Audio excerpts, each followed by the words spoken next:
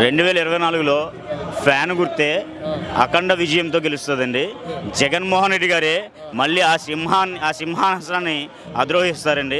ఎందుకనంటే గతంలో ఎన్నడూ చూడండి కనీవినరిగిన రీతిలో మాకు అభివృద్ధి జరుగుతుందండి. ఆంధ్రప్రదేశ్ రాష్ట్రం అంతా కూడా గతంలో ఇప్పుడు కూడా అభివృద్ధికి నోచుకోలేదు. ఇప్పుడు మా జగన్మోహన్ రెడ్డి గారు పరిపాలన కొనసాగించి ఇప్పుడు 5వ సంవత్సరం రన్ అవుతుందండి. ఈ 5వ సంవత్సరం రన్ అవుతుందండి. ఈ రన్నింగ్లోనే 2.5 సంవత్సరాలు కరోనా కష్టకాలంలోనే మమ్మల్ని మా దళితుల్ని ఎంతో ఆదుకున్నటువంటి ఏకైక వ్యక్తి, ఘనత ఉన్నటువంటి వ్యక్తి వైఎస్ రాజశేఖర రెడ్డి గారి తనయుడు మా వైఎస్ జగన్మోహన్ రెడ్డి గారికి సాధ్యపడింది. ఇక్కడ ఉన్నది జగన్మోహన్ రెడ్డి గారు ఒక వ్యక్తి కాదండి, ఆయన ఒక శక్తి. ఎందుకంటే ఆ శక్తిని ఢీ కొట్టాలంటే మాకెవరూ కూడా మేము పొత్తులు పెట్టుకోకపోతే మాకు పనులు అవ్వని చెప్పేసి వాళ్ళు పొత్తులు దిశగా ముందుకు వెళ్తున్నారంటే ప్రజలకు వాళ్ళు ఏంటో కూడా అర్థమవుతుంది. ఎందుకంటే వాళ్ళు పొత్తులు దిశగా వెళ్తా ప్రజలకు ఏమి ఇస్తున్నారు, ఏ సందేశం ఇస్తున్నారు వాళ్ళు. ఎందుకనంటే మేము గెలవలేము, మేము ఒంటరిగా వస్తే మేము గెలవలేము, మేము ఏది చేయలేము, ఎందుకంటే మేము పొత్తులు పెట్టుకుని వచ్చినా సరే మేము గెలవలేము, అతన్ని ఢీ కొట్టలేమని చేసి వాళ్ళ నోటితో వాళ్ళే చెప్పడం జరుగుతుందండి గత ఇప్పుడు ప్రతిపక్ష నాయకులందరూ కూడా.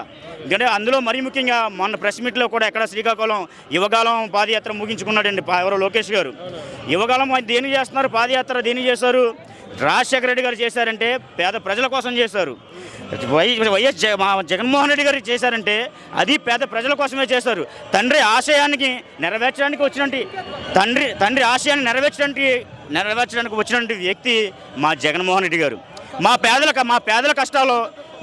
కష్టాలు తెలుసుకున్నటువంటి వ్యక్తి మా జగన్మోహన్ రెడ్డి గారు. ఈయనేం చేశాడు? ఒప్పు లేదు, పప్పు సప్పకుంది అంటే రెడ్ బుక్ ఒకటి చూపిస్తున్నాడు. ఈ రెడ్ బుక్లో ఎప్పుడు ఎక్కడ ఏ బజ్జీ తిన్నానో, ఎక్కడ ఏ పప్పు తిన్నానో, అందులో ఏమి కలుపుకుని తిన్నానో రాసుకున్నటువంటి వ్యక్తి లోకేష్ గారు. మేము గెలిస్తే వైఎస్ఆర్సీపీ లీడర్లను బట్టలు కూడా తీసుకొడతా అని నారా లోకేష్ గారు మాట్లాడారు కదా. పబ్లిక్లోకి వచ్చి మాట్లాడమనండి, పబ్లిక్లోకి వచ్చి మాట్లాడి చూడమనండి. ఎందుకనంటే ఈ రోజు దళితులు ఎవరం కూడా గతంలోని వాళ్ళు పరిపాలించిన విధానం దొరల పరిపాలించారు. అప్పుడు మా దళితులను ఎవరిని కూడా బయటికి రానివ్వకుండా నోరు నొక్కినటువంటి ఘనత చంద్రబాబు నాయుడుది. అలాంటిది ఆ స్థాయి నుంచి ఈ రోజు నాడు పబ్లిక్లోకి వచ్చి నువ్వేం చేస్తావు అని అడిగే స్థాయికి మమ్మల్ని ఈ రోజు తీసుకొచ్చాడంటే అది కేవలం మా వైఎస్ రాజశేఖర రెడ్డి గారి తనయుడు వైఎస్ జగన్మోహన్ రెడ్డి గారికి సాధ్యపడ్డదండి. ఎందుకంటే ఈ రోజున మేము దళితులు అని మేము గర్వంగా కాలరేఖను చెప్పుకోగలుగుతున్నామంటే ఈ రోజున ఇదే ఇక్కడ జరిగినటువంటి సభే నిదర్శనం. ఎందుకంటే విజయవాడ నగరం నడిబొడ్డు మీద 125 అడుగుల విగ్రహాన్ని స్థాపించారండి. ఆ 125 అడుగుల విగ్రహం ఒక ఎత్తు అయితే కింద 81 అడుగుల పీఠం స్థాపించారు. దాని మీద మనం మొత్తం 2 కలుపుకుంటే 206 అడుగుల విగ్రహం. ఎక్కడండి దేశ చరిత్రలోనే కనీవినెరిగిన రీతిలో ఆంధ్రప్రదేశ్లో ఈ విజయవాడ నగరం నడిబొడ్డులో స్థాపించి చూపించినటువంటి ఘనత వైఎస్ జగన్మోహన్ రెడ్డి గారిదండి. ఎందుకనంటే మా ఏపీ సీఎం ఎవరని ఇంత బుడ్డాగాడిని అడిగినా, అంత బుడ్డాగాడిని అడిగినా, ఎవరిని అంటే మనకి ఇక్కడ గోచి లేని వాళ్ళ కంచి గోచిన వరకు అడిగినా సరే జగన్మోహన్ రెడ్డి గారు అని చెప్పుకుంటే స్థాయికి తీసుకెళ్లారు. ఎందుకంటే మా దళితులు ప్రతి ఒక్కరం కూడా ఒక దళితులకే పరిమితం చేశారండి గత ప్రభుత్వంలోని అంబేద్కర్ని.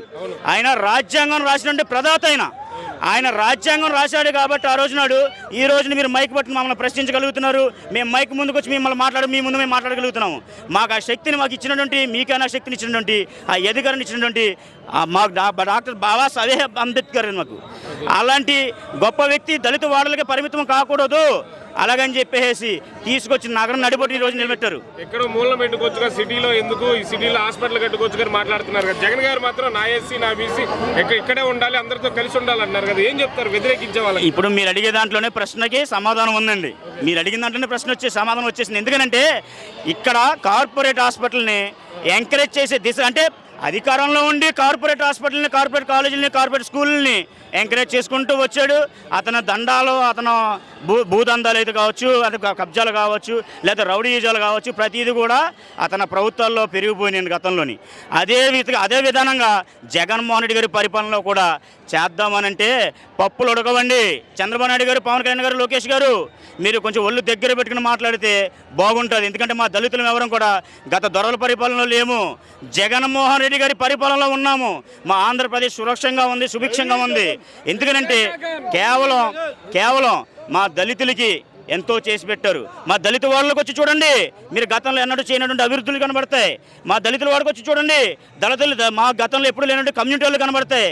మా దళితుల వాళ్ళకి వచ్చి చూడండి, ఎప్పుడు మా దళిత వాడల్లో మా స్టాచ్యూలు, మా అంబేద్కర్, బాబు జగన్ గారి స్టాచ్యూలు ఎక్కడ కూడా అక్కడక్కడ వరకొరగా కనిపించాయి. ఇప్పుడు ప్రతి వాడలోని నగరం నడిబొట్టులో కూడా స్థాపించడం జరుగుతుంది. మాది మండపేట నియోజకవర్గం అండి. ఆ మండపేట నియోజకవర్గంలోనే మాకు గౌరవనీయులు ఎమ్మెల్సీ తోట తిరుమతులు గారిని మాకు ఇన్ఛార్జిగా చేశారండి మా జగన్మోహన్ రెడ్డి గారు. ఇన్ఛార్జిగా వచ్చి ఆయన వచ్చిన కొద్ది కాలంలో 2.5 ఏళ్ల సంవత్సరంలోనే మా మండపేట నియోజకవర్గం చాలా అభివృద్ధి చేసి చూపించారు. మండపేట నియోజకవర్గంలో మండపేట కరాచీ సెంటర్లో నడిబొట్టు మీద, ఆ నడి రోడ్డు మీద అంబేద్కర్ విగ్రహం, బాబు జగన్ విగ్రహానికి మొన్న శంకుస్థాపన చేయడం జరిగిందండి. రేపు రాబోయే ఫిబ్రవరి నెలలో అది విగ్రహావిష్కరణ కూడా రెండు విగ్రహ ఆవిష్కరణ కూడా జరుగుతాయి. ఒకవైపు చూసుకుంటే చంద్రబాబు గారు గతంలో దళితుల్లో ఎవరు పుట్టారు అనుకుంటారనేసి చంద్రబాబు గారు గతంలో అన్నారండి. అది కూడా నేను వినడం జరిగింది. మనకు లైవ్ల ద్వారా కూడా వచ్చినండి, మీ ప్రెస్ల వారి ద్వారా, లేకపోతే మనకి ప్రతిపక్షాలు అంటే ఎవరు చీమించరు.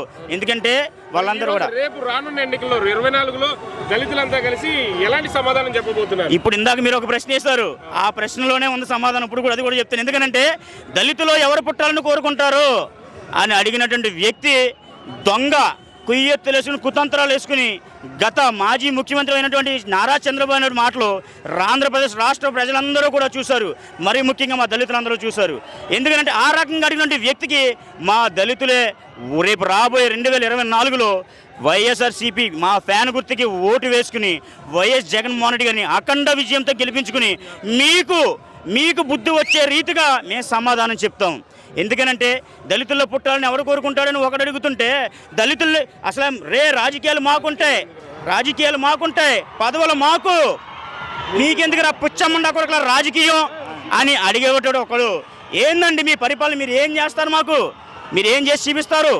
మా ఆంధ్రప్రదేశ్ని మీరు ఏమైనా ఆదుకోవాలని ఆశ మీకు ఉంటే కనుక మీరు శుభక్షంగా మీరు ఇప్పటివరకు సంపాదించినట్టు నల్లధనాన్ని ఖర్చు పెట్టుకుంటూ మీ తాతలు ముత్తాతలు మీ పిల్లలు మనవలు తిన్నా సరే తరగనట్టు ఆస్తిని మీరు సంపాదించుకోవడం జరిగింది.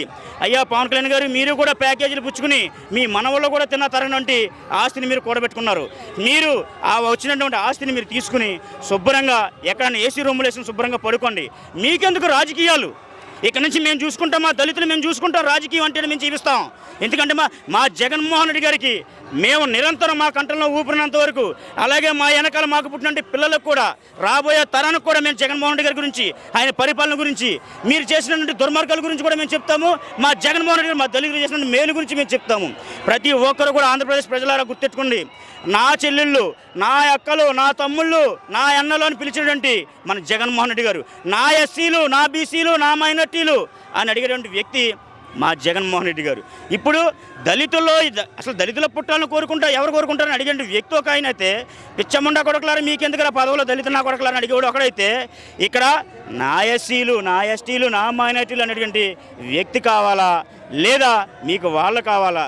ఈరోజు నగరం నడిబొడ్డులో మాకు ఇక్కడ 125 అడుగుల విగ్రహం స్థాపించినటువంటి అంబేద్కర్ విగ్రహాన్ని ఒక నిదర్శనంగా తీసుకుని రేపు రాబోయే ఎలక్షన్లో మా దళిత సోదరులు అందరం కూడా గుర్తెట్టుకున్నామ్మా. రేపు రాబోయే ఎలక్షన్లో మీ దగ్గర దొంగ ముసుగులు వేసుకుని వస్తారు, మోసపోవద్దు.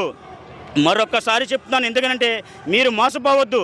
గతంలో వాళ్ళు అవినీతి పరంగా దోచుకున్నటువంటి సొమ్మునంతా తీసుకొచ్చి మీకు పంచిపెట్టి మరి ఓటుకి నోటిచ్చి మరి కొనుక్కుంటా ప్రయత్నిస్తారు. అలాంటి విధానం ఉన్నప్పుడు మీరు ఏదైనా ఉన్నది అంటే కనుక గతంలో వాళ్ళు చేసినటువంటి అవినీతుల గురించి మీరు గుర్తించుకుని, మీరు ఇప్పుడు మనకి ఏ ప్రభుత్వం అయితే వస్తే, మనకు అధికారం వస్తే, మనకి ఏ ప్రభుత్వం అధికారంలో చేపడితే మనకు బాగుంటుంది. ఇప్పుడు 5 సంవత్సరాల పరిపాలన అండి జగన్మోహన్ రెడ్డి గారిది. ఈ 5 సంవత్సరాల పరిపాలన 2.5 ఏళ్ళు కరోనా కష్టకాలమే చాలా పీడించింది తిన్నది ఆంధ్రప్రదేశ్ రాష్ట్రాన్ని. మా పేదలకి, మా దళితులకి, మా ఎస్టీలకి, మా బీసీలకి, ప్రతి ఒక్కరికి కూడా మాకు సంక్షేమ పథకాల వల్ల ఈరోజు మేము బతికి బట్టగట్టగలిగామండి. ఎందుకంటే మా జగన్మోహన్ రెడ్డి ఇచ్చినట్టు సంక్షేమ పథకాల వల్లే మేము భూమి మీద బట్టగట్టగలిగాం, ఈరోజు నగరం నడిపోటీకి రాగలిగాం. ఓకే, ఫైనల్గా రానున్న ఎన్నికల్లో మళ్ళీ వైఎస్ఆర్సీపీ జెండా ఎక్కడం ఖాయమంటారు. ఎన్ని పార్టీలు వచ్చినా వీళ్ళు ఎంతమంది గుంపులుగా కూడగట్టుకున్నా, ఇంకా సరిపోకపోతే వీళ్ళ పార్టీలకి ఇంకా పొత్తులు పెట్టుకున్నా సరిపోకపోతే దేశ పరిపాలన చేసేటువంటి పార్టీలు కూడా చాలా ఉన్నాయి. ప్రతిపక్షంలో దేశంలో ఉన్న పార్టీలు కూడా చాలా ఉన్నాయండి. కొత్తగా ఈ మధ్యకాలంలో మన ఆంధ్రప్రదేశ్లో కొత్తగా లేచిన పార్టీలు, ఇవన్నీ కలిపి కూడగట్టుకుని రండి. జగన్మోహన్ రెడ్డి గారి చిటికిన వేలి మీద వెంట్రుక కూడా పీకలేరు ఎవరు కూడా.